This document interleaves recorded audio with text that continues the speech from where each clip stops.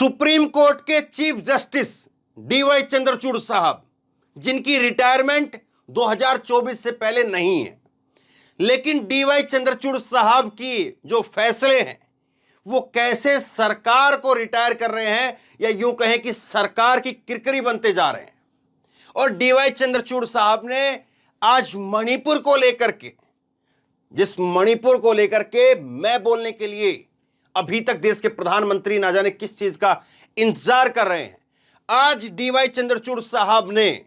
Supreme court के अंदर उनकी अध्यक्षता में आज मणिपुर को लेकर के सुनवाई थी। और मणिपुर को लेकर के सुनवाई के अंदर डीवाई चंद्रचूड़ साहब ने दो टूक जवाब दे दिया।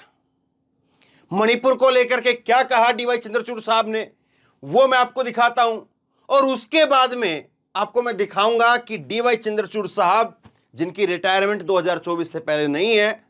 डीवाई चंद्रचूड़ साहब जो है वो एक मोदी सरकार की जो तीन सबसे बड़ी, इस वक्त में तीन सबसे बड़ी ऐसी चीजें हैं जो बहुत बड़ी चैलेंज के रूप में उभर रही है, राहुल गांधी, उद्धव ठाकरे और शरद पवार, तीनों की अब सुनवाई जो है वो सुप्रीम कोर्ट में चली जाएगी। और सुप्रीम कोर्ट के अंदर जो है यही सुनेंगे, डीवाई चंद्रचूड़ साहब सुनेंगे। तो सोचिए डीवाई चंद्रचूड़ साहब, उनकी एक एक सुनवाई, उसका क्या असर, और मोदी सरकार क्या करेगी, सबसे बड़ा सवाल ये। खैर, पहले मैं आपको आज मणिपुर को लेकर के जो बात हुई है, आज सुनवाई के अंदर जो बातें कही गई हैं, वो मैं आपको सुनाता हूं, और उसके बाद में उद्धव ठाकरे, शरद पवार और राहुल गांधी पर बात करेंगे। मणिपुर को लेकर के आज जो है सुनवाई हुई, ये 10 तारीख की जो है वो मैं खबर आपको दिखा रहा हूं। और इसमें जो है वो 10 तारीख की खबर देखिए। इसमें मणिपुर को मामले में सुप्रीम कोर्ट ने कहा कि हम कानून व्यवस्था अपने हाथ में नहीं ले सकते, सरकार सुनिश्चित करे सुरक्षा। ऐसी क्या बात आ गई कि सुप्रीम कोर्ट के अंदर जो है वो सीजीआई को ये बात कहनी पड़ी, और सीजीआई को कहना पड़ा कि हम कानून व्यवस्था अपने आप से नहीं चला सकते हैं, कानून व्यवस्था तो सरकार को ही सुनिश्चित करनी पड़ेगी। डीवाई चंद्रचूड़ साहब ने जो है ये बातें कही है। आज सोमवार को जो है सुनवाई हो रही थी, और सुनवाई के दौरान आज जो है सुप्रीम कोर्ट की तरफ से सॉलिसिटर जनरल ने बताया कि मई के अंदर 10 लोगों की मौत हुई थी, अब तक हिंसा में अलग अलग 110 लोग मारे गए हैं। यह सॉलिसिटर जनरल तुषार मेहता ने कोर्ट से जो है वो कहा है। और फिर उसके बाद में कहा है कि कोर्ट अपना फैसला दे तो उसमें थोड़ा सा सावधानी बरते, क्योंकि आपका फैसला, आपका जो स्टेटमेंट रहेगी, आपका जो टिप्पणी रहेगी, वो वहां पर हालात को जो बिगाड़ सकती है। इस बात के ऊपर जो है वो यहां पर सुप्रीम कोर्ट के अंदर सीजीआई ने सॉलिसिटर जनरल को और सरकार को सीधे तौर पर क्या कहा, सुनिए। सीजीआई ने कहा है हिंसा के ऊपर अब जो सुनवाई होगी, अगली सुनवाई वो मंगलवार को होगी, और सीजीआई ने कहा है कि आप लोग व्यापक सुझाव के साथ में आइए, आप सुझाव लेकर के आइए कि आप क्या क्या कर सकते हैं, तब हम उसमें से देखेंगे कि ठीक है आपको क्या करने के लिए, या क्या जो है इसमें किया जाए। मणिपुर को लेकर के जो हिंसा हो रही है, 2 महीने से हिंसा हो रही है, अमेरिका तक जो है इसमें दखलंदाजी करने की कोशिश कर रहा है, अमेरिका तक का बयान जो है इसमें सामने आ चुका है कि वो मदद के लिए तैयार हैं। उसमें फटकार जो है वो सरकार की तरफ से लगाई भी गई। कांग्रेस ने भी इसमें कहा कि हमारा आंतरिक मामला है, इसमें अमेरिका ना बोले। लेकिन सुप्रीम कोर्ट ने आज कहा कि आप लोग व्यापक सुझाव के साथ में आइए। सीजीआई तुषार मेहता से हथियार चोरी के मामले में कहा कि पिछली सुनवाई के दौरान यह मसला सामने आया था। उन्होंने कहा था कि मीडिया में यह बात सामने आई है कि पुलिस थाने से हथियार उपद्रवी छीन करके ले गए हैं। चीफ जस्टिस ने पूछा कि इस सिलसिले में क्या कदम उठाए गए हैं। तो सबसे महत्वपूर्ण यह हो जाता है कि मणिपुर के अंदर जो हालात हैं वो इस तरह से बिखरे हुए हैं, बिगड़े हुए हैं कि थाने के अंदर घुस करके उपद्रवी जो हैं वो हथियार लेकर के जा रहे हैं, हथियार लूट करके लेकर के जा रहे हैं। और यही बातें जो है वो चीफ जस्टिस ने पूछा कि इस मामले में आप बताइए आपने किया क्या है। लेकिन जो ये तुषार मेहता साहब हैं सरकार की तरफ से जो पेश हुए, इन्होंने जो है वो घूम फिर करके एक ही बात के ऊपर जोर रखा कि आप ऐसी कोई बात ना कहें जिससे जो है वहां पर हालात खराब हो जाएं। अब बिगाड़ के डर से ईमान की बात जो है वो कब तक रुकेगी। सीजीआई तो अपनी बात को कहेंगे ही कहेंगे, लेकिन सीजीआई ने एक मौका दिया है। सीजीआई ने कहा है कि आप आइए, मंगलवार तक आइए, आपके पास में क्या क्या है, आप क्या कर सकते हैं, सब कुछ जो है इकट्ठा करके लेकर के आइए, फिर उसके बाद हम देखेंगे। अब सुनवाई के दौरान जो है कानून व्यवस्था ना बिगड़े।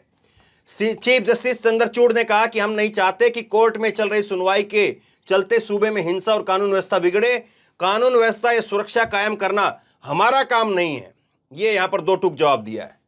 यह चुनी हुई सरकार का काम है। अगर याचिकाकर्ता सुझाव दे तो हम उन पर विचार कर सकते हैं। उन्होंने यह भी कहा कि मणिपुर में तनाव बढ़ने के मंच के रूप में शीर्ष अदालत का इस्तेमाल नहीं किया जा सकता। इसके साथ ही चीफ जस्टिस ने मामले की अगली सुनवाई 11 जुलाई मंगलवार तक के लिए टाल दी है। कल जो है इसमें फिर से सुनवाई होगी और सीजीआई ने कहा कि कल मंगलवार के रोज जो है आप लेकर के आइए, आपके पास में क्या कुछ है फिर हम बताते हैं। वरना लेकिन कोई ये कहे कि सुप्रीम कोर्ट की वजह से या सुप्रीम कोर्ट के टिप्पणियों की वजह से जो है वहां पर हिंसा जो है वो होने लग जाए, हालात बिगड़ने लग जाए, ये हम नहीं चाहते हैं। देखिए, सुप्रीम कोर्ट भी नहीं चाहता है कि वहां पर हालात और खराब हो, और सुप्रीम कोर्ट को पता है, इसीलिए जो है वो, और मामले की गंभीरता देखिए आप, सीधे चीफ जस्टिस जो है इस मामले की सुनवाई कर रहे हैं, तो इसी से तय हो जाता कि मामला कितना गंभीर है। लेकिन ना जाने मोदी साहब जो है वो इस मामले पर कब बोलेंगे, मणिपुर पर कब बोलेंगे। लेकिन सीजीआई जो है चंद्रचूड़ साहब, ये चंद्रचूड़ साहब जो है वो मोदी और शाह के लिए, मोदी और शाह उनके फैसलों को बड़ा टकटकी लगा करके देखते हैं, क्योंकि मोदी और शाह को, उनकी जो पूरी हुकूमत है उसको सीजीआई के जो फैसले हैं वो हिला करके रख देते हैं। और सीधे तौर पर जो सरकार जो इमेज बिल्डिंग करने की कोशिश करती है वो भरभरा करके धराशायी हो जाती है। और 3 अहम फैसले वो सीजीआई के पास में है,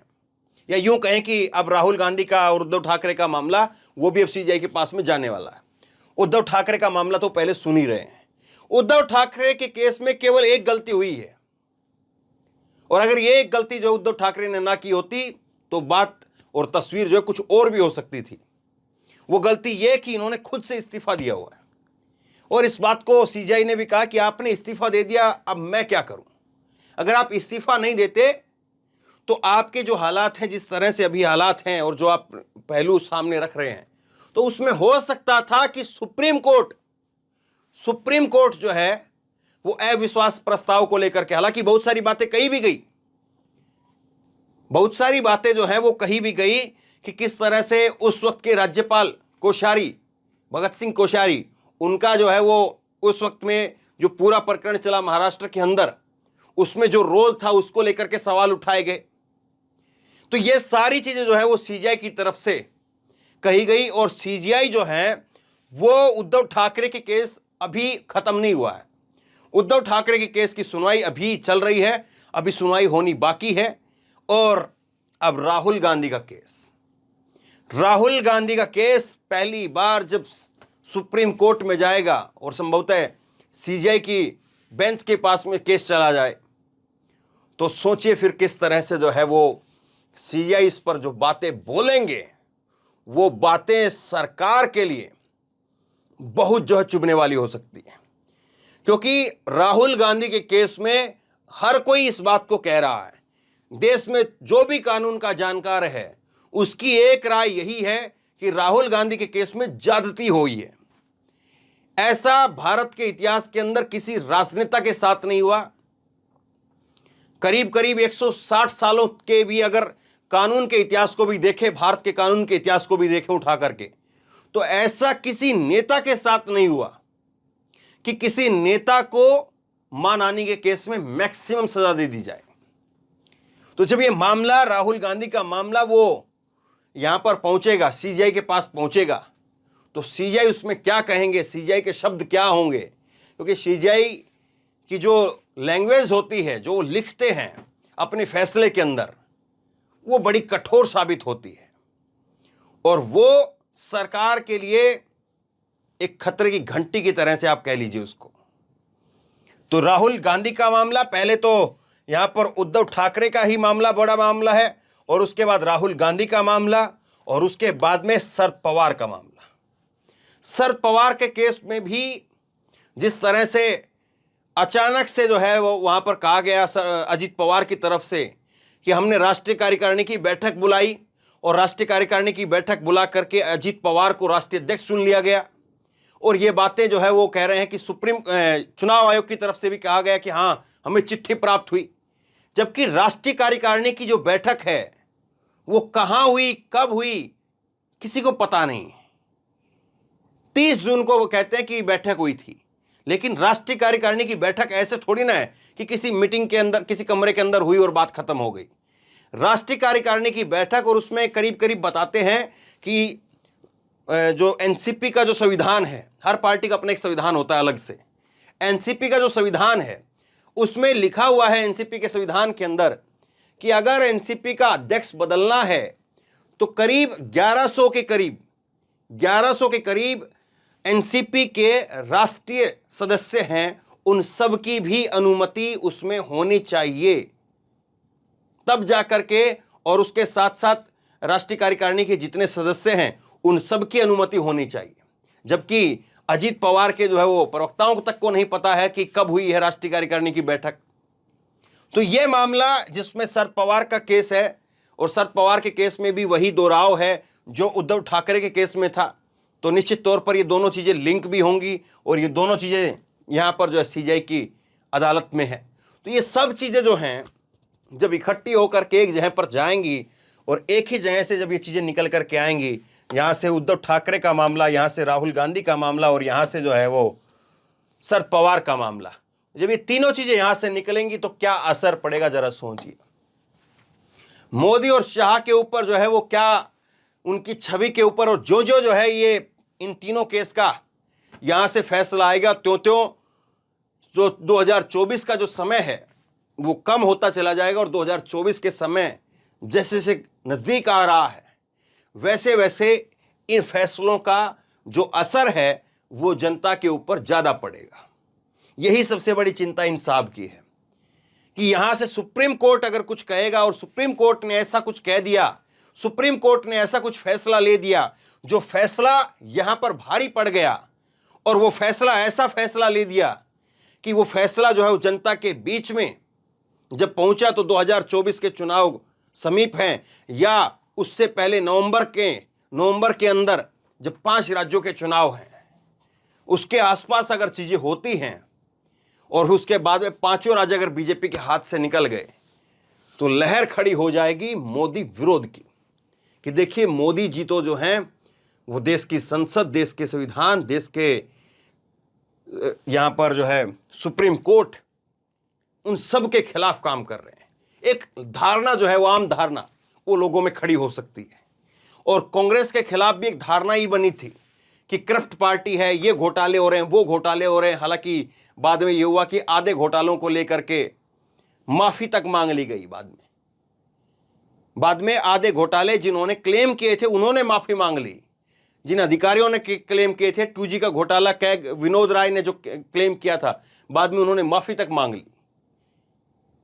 तो ये सारी चीजें जब 2024 के चुनाव के पास में जब इकट्ठी होकर के जाएंगी, और मणिपुर को लेकर भी अगर सोचिए, अगर सीजीआई ने कोई ऐसी बात कह दी, सीजीआई अभी मणिपुर को लेकर के थोड़ा सा रोक रहे हैं अपने आप को, क्योंकि अगर जो भी कुछ वो बात कहेंगे तो मणिपुर तक भी वो गूंज जाएगी, और मणिपुर तक वो गूंज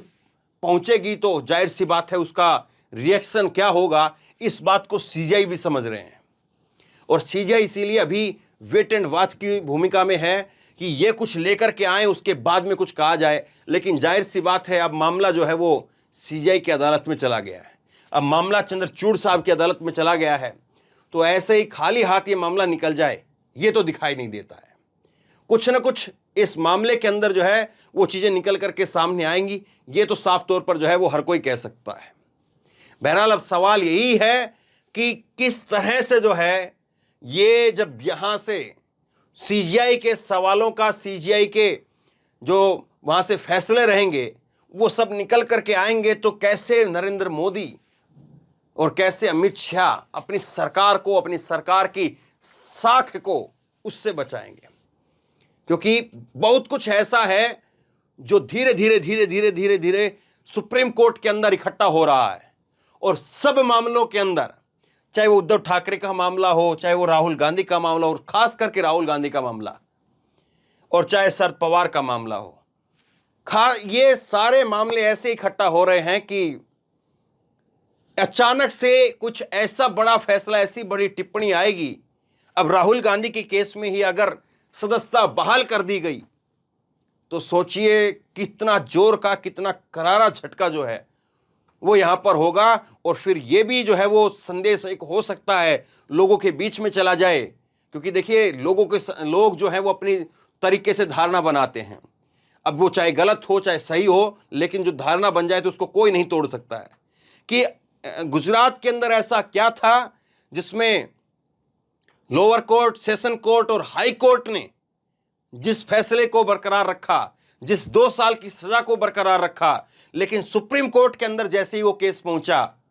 तो उसमें जो है वो फैसला राहुल गांधी के हक में चला गया। तो क्या इसका मतलब फिर जो है वो लोग इस तरह से निकालेंगे कि गुजरात के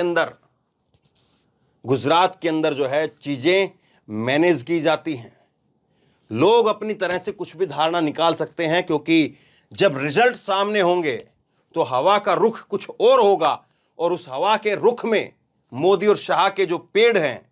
या इनके जो छवि बनी हुई है वो ठहर पाएंगी या उखड़ जाएंगी, सवाल ये है। तो बहरहाल देखते हैं अब होता क्या है, लेकिन ये तो साफ है कि कुछ ना कुछ तो जरूर होगा। तीर खाली चला जाए ऐसा सीजीआई की अदालत में आने के बाद कम से कम नहीं हुआ है, और अब देखना यह है कि होता क्या है। तो बहरहाल शेयर करिए इस खबर को, लोगों तक पहुंचाइए। और आप क्या सोचते हैं, मणिपुर का मामला हो, उद्धव ठाकरे का मामला हो, राहुल गांधी का मामला हो, और साथ ही साथ शरद पवार का मामला हो, क्या वाकई आपको लगता है कि यहां पर सीजीआई जो फैसला देंगे, सीजीआई जो बात कहेंगे वो ध्वस्त करके रख देगी मोदी और शाह की जो छवि बना करके रखी हुई है उसको? या आपको लगता है कि हो सकता है कि कुछ ऐसी चौंकाने वाली चीजें निकल करके सामने आ जाए जो 2024 से पहले विपक्ष को ही एक झटका दे जाए? आप क्या सोचते हैं, नीचे कमेंट बॉक्स में अपनी राय लिख करके जरूर बताइए। इस वीडियो को खूब शेयर कीजिए, लोगों तक पहुंचाइए, ताकि लोग भी समझें, लोग भी पढ़ें, आपकी राय को पढ़ें, एक राय वो भी बनाएं। और इसी तरह की तमाम खबरों के लिए ऑनलाइन न्यूज इंडिया को सब्सक्राइब कीजिए, साथ में जो बेल आइकन है घंटी है उसको जरूर दबाइए, ताकि जैसे कोई खबर अपलोड करें उसकी नोटिफिकेशन सीधे सबसे पहले आपको मिल सके। साथ ही अगर फेसबुक पर यह वीडियो आप देख रहे हैं तो फेसबुक पर हमारे पेज को लाइक करिए और शेयर कीजिए। धन्यवाद।